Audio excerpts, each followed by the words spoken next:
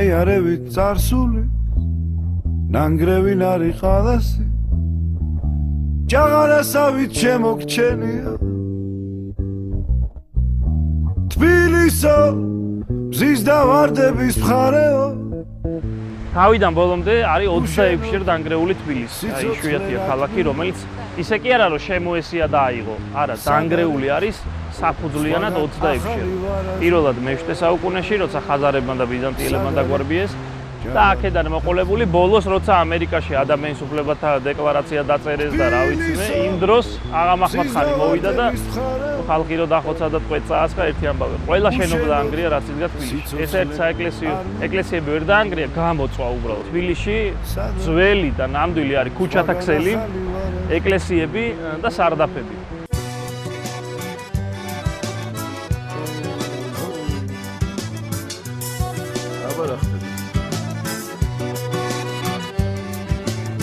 გალავანში შესასვლელი კარი დღესაც ემთხვევა რახან გითხარით რომ ქუჩათა ქსელი ნამდვილია და ძველია ემთხვევა ქუჩებს აი რომ დააკვირდეთ და რომ იფიქროთ სად იყო თბილისში გალავანში შესასვლელი ეს იყო აგერლესელიძეზე კოჯრის კარი ერქვა ამას ვერცხლის ქუჩაზე აქვე და შავთელის ქუჩაზე ცოტა ქვემოთ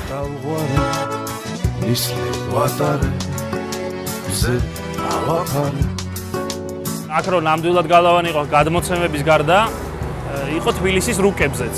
პირველი თბილისის გეგმა შედგენილი აქვს ვახუშტი ბატონიშვილს. და ეს ამ გეგმაზე არის ზუსტად დატანილი გალავანი და გალავნის კონტური. ამხელა საბრძოლო კოშკი, აი ზემოდან რო გადმოვხედავთ, ნახავთ რამხელა მასშტაბის საბრძოლო კოშკები. წარმოიდგინეთ, ეს იყო 10-12 მეტრის სიმაღლის, აი იმხელა და იქიდან რომ მოდიოდი დასავლეთიდან, ხო ეგ ხა განაშენიანება არ იყო და არც ხეთყი არ იყო. მოდიოდი შეხედავდი აი გეგებოდა თბილისი უზარმაზარი 12 მეტრიანი უზარმაზარი გალავნით. საძირკველი აი ყველაზე ძველი აი ფრაგმენტებს რო შეხედოთ არის მე-7 საუკუნიდან მე-7-დან ერეკლემდე. ანუ დანგრევა აღდგენის კვალი ეთქობა რა.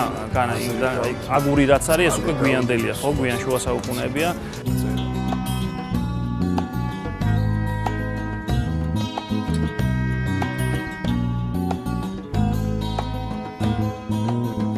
სამასი წელი ხო იყო 3 საუკუნე თბილისი არაბული ქალაქი, არაბების ქალაქიც და არაბული ქალაქიც.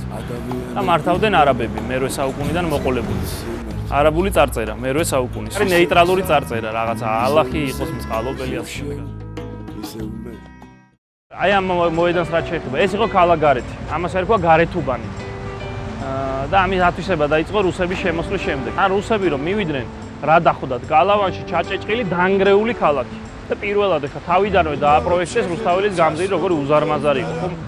მაშინდელი თბილისის ხელა იყო რუსთაველის გამზირი. აქ წარმოიქმნა მოედანი, რომელზეც ვორონცოვის დროს უნდოდა რომ თეატრი აშენებულიყო, მოკლედ ოპერა და ესეთი წინააღმდება შესთავაზა მაშინდელ ბიზნესმენებს, რომ პირველი სართული და სარდაფები იყოს თქვენიო, სავაჭრო ამბავიო და მეორე მესამე სართული რომ იყოს ოპერაო, იტალიური ოპერა. მეტი არ მინდა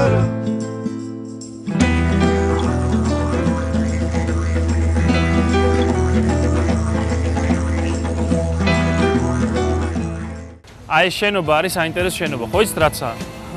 ხელოვნების მუზეუმი. აი ეს იყო ერთ-ერთი პირველი შენობა, ესეთი დიდი და მასშტაბური მაშინდელ თბილისში, ეს იყო ზუბალაშვილების აშენებული სასტუმრო. სასულიერო უწყებამ, სასულიერო სასწავლებლისთვის საეგზარქოსომ გამოისყიდა შენობა. გამოისყიდა ეს სასტუმრო ზუბალაშვილების და გააკეთა სასულიერო სემინარია. მაგალითად აქ სწავლობდნენ გალაქტიონ ტაბიძე, გოგლა ლეონიძე, იაკობ გოგებაშვილი ასწავლიდა კიდეც აქ. გამოვიდა მთელი ბატალიონი რევოლუციონერების, ნოე იორდანია, მიხა ცხაკაია, ფილიპე მახარაძე აქ სწავლობდნენ და იოსება სწავლობდა, დედამისმა რომ მოიყვანა და მღვდელი გამოვაო და არ გამოვიდა მღვდელი, პირიქით გამოვიდა. რომ მამამისი აქ მოაკითხავდა ხოლმე და სტიპენდიას აკარწმებდა და ატირებდა და იმან გაამწარა ის კაცი, რომ მე გადაუარა ნახევარმცველს. შენ რა ქვია? ხომ ისმენ გულმოდგინეთ? კარგი. მერე უნდა ჩამაბარო, შეგეკითხები, კაი?